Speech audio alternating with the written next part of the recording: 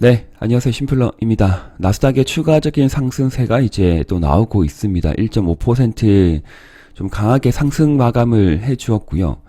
최근 일주일을 보면 여기 뭐 양음양으로 이제 뭐 계속적으로 양봉이 나오기보다는 중간중간에 조정을 거치면서 지속적으로 계단식으로 올라가고 있는 글로벌 대표하는 지수의 흐름 나쁘지 않습니다. 금리 중단에 대한 확률이 이제 지배적으로 높아지는 상황에서 증시의 상승 압력이 뭐 조금 더 이렇게 훈풍을 이렇게 불어 좀 주고 있죠. 그래서 뭐, 언제까지 오른다, 뭐, 어디까지 갈 것이다, 계속 오른다, 뭐 그렇게는 말씀을 못 드리겠지만, 제가 이제 일주일에 최소한 뭐 한두 번은 영상을 좀 남겨드리고 있습니다. 전체적인 영상이고요. 그래서 제가 이전에도 말씀을 드렸던 부분은, 거의 뭐 단기 입형이든 장기 입형이든 전체적으로 정배열 상태로 들어가는, 그런 국면이고, 그리고 이격도가 그렇게 크게 벌어져 있지 않는 상황이지만, 아마 이번 주가 지나면, 제가 저번에 5월에 말씀드린 부분은 여기서 중기 입형이죠. 121선, 그다음 그 밑에 201선인데 여기에서 골든 크로스까지 여기 나왔다는 부분입니다. 그리고 여기 이제 2월과 4월의 고점을 돌파를 한다라고도 분명을 할 것이다라고 좀 긍정적으로 봤었죠. 그래서 긍정적으로 보자 했는데 한 달 동안 지그재그로 계속 올라가고 있습니다. 그래서 뭐 여기서 뭐 추가 뭐 막 종목들을 이렇게 올라간 종목들을 사자 뭐 담자 그런 의미는 아니고 지금 가지고 있는 종목들 중에 분명히 지금 차트와 역행하는 아마 이렇게 내려가는 종목도 있었을 것이고 것이고 여기서 서서 조정을 받는 종목도 있을 것이고 일정 부분 하락 이후에 오른쪽으로 그냥 기어가는 종목도 있을 것입니다. 그리고 어제 같은 경우에는 로봇주가 좀 하락을 좀 조정을 받았죠. 그래서 그런 종목을 또 포기하지 말고 또 좀 더 지켜보고 그리고 추가적인 상승세가 좀 이렇게 팍 나오면 그죠? 좀 강하게 뭔가 드라이빙이 나오면 그때 수익 익절하고 좀 비중을 축소하는 6월 달과 7월이 돼보자라고 말씀드리고 싶습니다. 네. 힘내보죠. 네.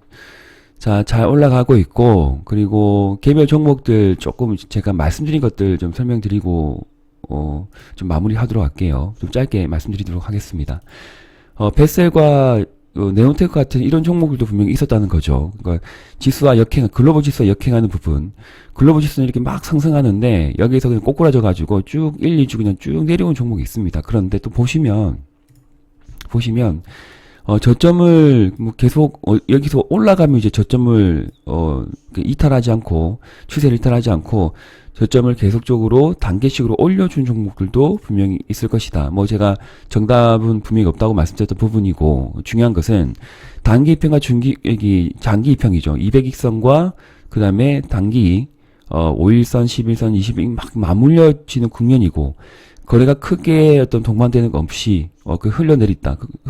그러면 기다릴 수밖에 없어요. 네, 기다려야 된다. 기다리게 되면 또 올라갑니다. 올라가면 그때 이제 익절 챙기시면 좋겠다 말씀드리고 싶고 추세적으로 본다 하더라도 여기서 하단 이렇게 추세 하단을 이어보면 이렇게 또 상승 추세가 또 만들어지는 국면입니다. 그래서 또 좋은 또 시그널로 올라가기를 또 응원드리고 싶고 함께 같은 섹터에 있는 베셀 같은 종목도 먼저 드라이빙이 좀 나왔죠. 그래서 추세 하단 여기죠. 제가 추세선 그어놨는데 60일선 크게 이탈하지 않고 작은 또 이게 양봉이 나오고 어제 같은 구간은 재차 5일선 회복. 제가 회복할 때는 또 텔레그램에 말씀드렸습니다.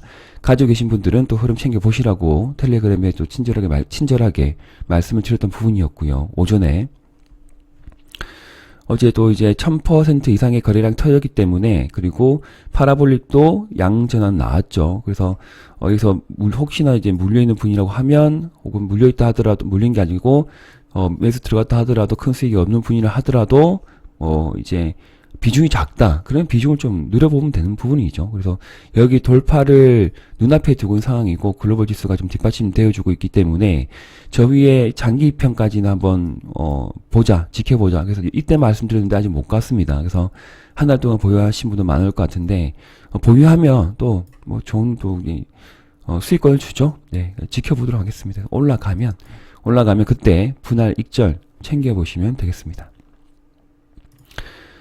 최근에 제가 강조드린 종목들 중에 또 하나가 피코그램이 또 되었죠. 그래서 필터 관련주, 수처리 관련 뭐 그런 섹터에 좀 준하면서 후쿠시마 원전 지금 원전수 오염수 방출 때문에 지금 문제가 꽤 큰데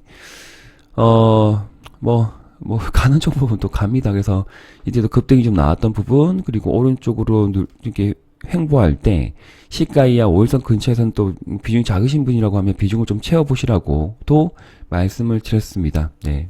패밀리 분들에게 말씀 좀 드릴 부분이고요. 시간으로 보면 좀 3% 이상 좀 상승이 나왔던 부분 나쁘지 않습니다.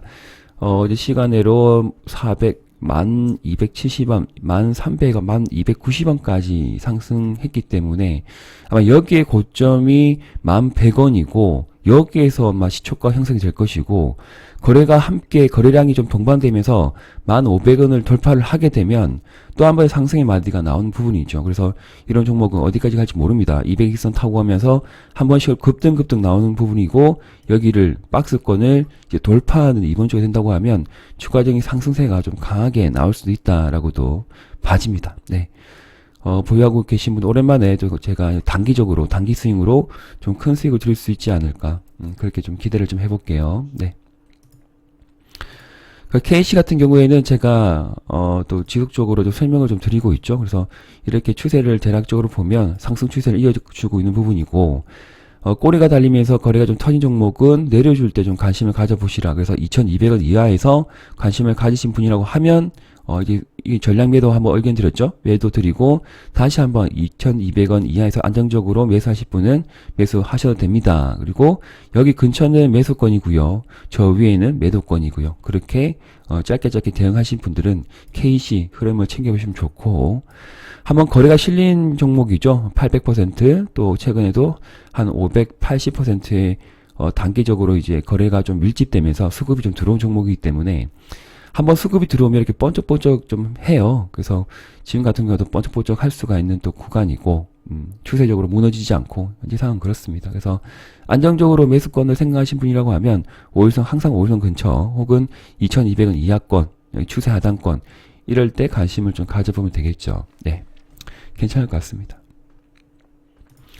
그래, 우크라이나 재원 관련주도 계속 흐름을 챙겨보셔야 됩니다. 건설기계 쪽도 좀 상승을 이어가고 있는 것 같고 그래서 대장주 관점에서 한미글로벌이 지금 여기에서 크게 낙폭을 좀 맞았지만 장중시 17%, 18% 맞았지만 여기서는 당연히 매도권이죠. 매도권이고 내려주면 추세하단.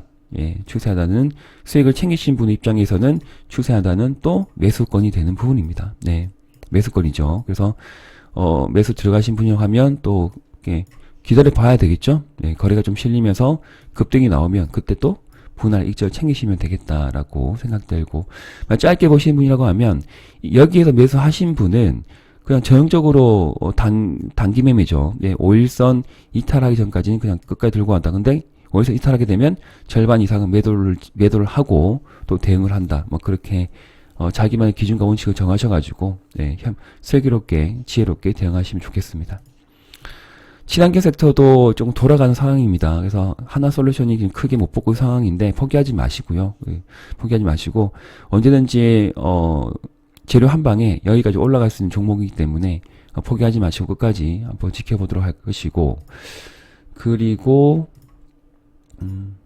원전주는 어제 조정을 좀 받았습니다. 그래서 제가 말씀드렸지만 여기 고점 구간에 대해서 진입을 하게 되면 조정을 받을 수가 있다. 그래서 수익을 챙기실 분이라고 하면 분할 익절 구간은 여기 구간이 될 것이다 라고 미리 영상에 남겨드렸던 부분이고요.